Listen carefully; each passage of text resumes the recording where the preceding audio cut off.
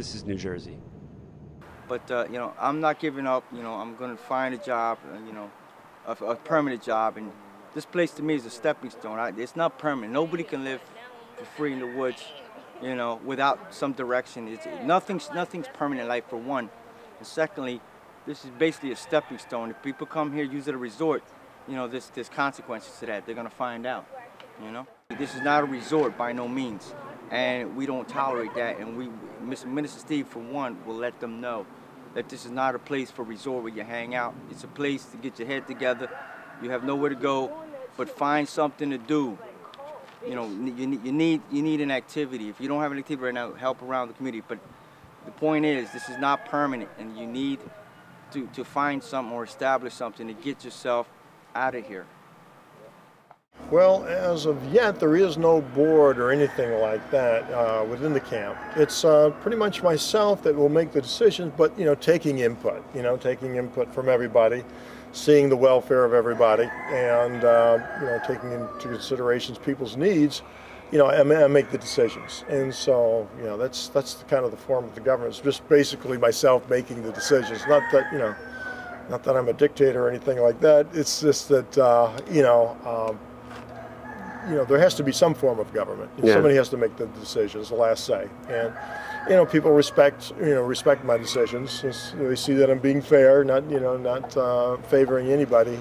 So, yeah, it works. And there's a couple of guys that are very concerned about the running of the camp, the well-being of the camp, and they, you know, they reinforce, you know, my decisions. And so it's kind of like the police force. So yeah, for lack of a better term. So Reverend Steve, it sounds like he's a bit like the mayor, the sheriff. Yes, he is. He's the mayor. He's the sheriff. He's everything. You know what I mean? A lot of people don't understand that, and you know, those people that don't, you know, it's going to be a day of reckoning where, like, you know, if you can't appreciate what he's done for you, you know, it's just consequences, life and everything, you know. Is there ever any trouble out here? Yeah, there's always, not always, there's trouble here sometimes, just like in any neighborhood, you know, your basic things, you know. Sure. You know, arguments, disagreements, yeah. Yes, and so no real leverage, you know, to accomplish, you know, anything except out of respect, and that, you know, people see me as the head, you know, and they call me if they're coming down with some clothes or donations, and so, you know, in that, you know, I kind of administer things, you know. Yeah, he says they're saying all kinds of stuff and trying all kinds of stuff. They want us to tear down the water tower, little stand that we have to create a water tower so we have water pressure. They want us to tear that down now. But is this legal? It's legal because they've got ordinances on the books, you know. I mean, so they can hit you with every little thing that they've got on the books, you know. So it's legal. It's not ethical or moral or considerate of the homeless. But why before did Jeff say it was laughable? Well, I mean, it's laughable in that it's you know, people tit for tat. Or, you know, they've got their egos bruised because they couldn't evict us from the judge said they couldn't evict us from the property. So now, you know, they're just trying to come in the back door and harass us with these things blocking off our roadway over here, telling them to tow our vehicles, and posting signs if anybody stops there to donate to us, they're going to tow away their vehicle. So, you know, it's harassing. So that being said, when it does push comes to shove with the city and the government, you're the person that is at the forefront of all that. Right. When the township came down with the paperwork for the lawsuit, it was Lakewood Township versus Stephen Brigham, and then 15 other homeless people were named in the camp, and then John and Wandell. So yeah, my name was definitely at the top of the list. So right, yeah, I'm the fall guy. You're the fall guy. Yeah. Now you are ordained minister. Yeah, about 7 years now. 7 years ordained. And what denomination are you ordained? It's a non-denominational. It's Lakewood Outreach Ministry Church, and it's a non-denominational church. And is this your chapel? Yep, that's the chapel over there, yeah. That's our second chapel. The first one, the township had us take down 15 of our huts and the chapel. And so we did that thinking that it would buy us some time because they said it was a breach of a consent order that we had. We built the huts and the chapel for in late fall for anticipation of a bad winter, and that wasn't this winter, it was the winter before, which we did have a bad winter. Yeah. So So in the springtime, the township wrote a letter to our lawyer, Jeff, and said the huts that you built was a violation of the consent order. You've got to take them down. And so we did. We had to because we thought we had to because we thought it would buy us some time.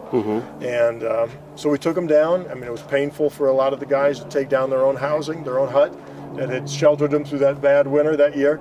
And so we took it down, and we also the chapel, we had to take down. But they sued us 3 weeks later anyway. They filed the papers to bring us to court anyway, even after we took down our huts. So, yeah, some.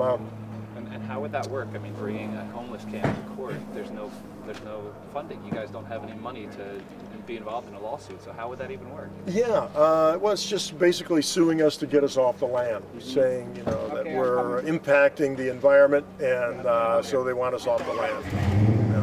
And who owns this land? Yeah, this is it's either township property or public property, and we like to call it public property. Since we're part of the public and we've got no other options. But what's your sense for how long Tent City? I know that the town and the county are trying to shut it down. What's your sense for what's happening with that? My sense is, they're bringing down a hammer, and I can feel the crunch. They're closing down. They're giving us, they're denying us a lot of, privileges. Let's say, they still take out the trash and all that, the township, but they've closed roads. They're, I don't know. I could feel the crunch. I could feel it. But in a way, they got to understand that a lot of people don't have nowhere to go, and this is an example of what the economy is doing. People are going, but I just wish that they can work something out. They'll find a place for us, permanency, not permanent, but a place we can go with structure, more structure than we have here. This is pretty organized. But somewhere we can go and get the proper channels needed for us to develop and grow. But I think shelters aren't the way to go. I think in a commune setting where you have your own individual setting, I think it does give you a sense of ownership and a sense of pride, a sense of esteem, and it makes you want to go things. But I'm disappointed the way in some people what you said, they come here and just plan, do whatever you want to do. This is not what this is meant for. And I'm totally with Steve, for any type of things you want to do, but he doesn't tolerate that as well, believe me. Well, hopefully it gives us exposure that gives us positive exposure and letting people know who may have a good life, this or that, not everything's hunky-dory and rosy. There's people out here struggling.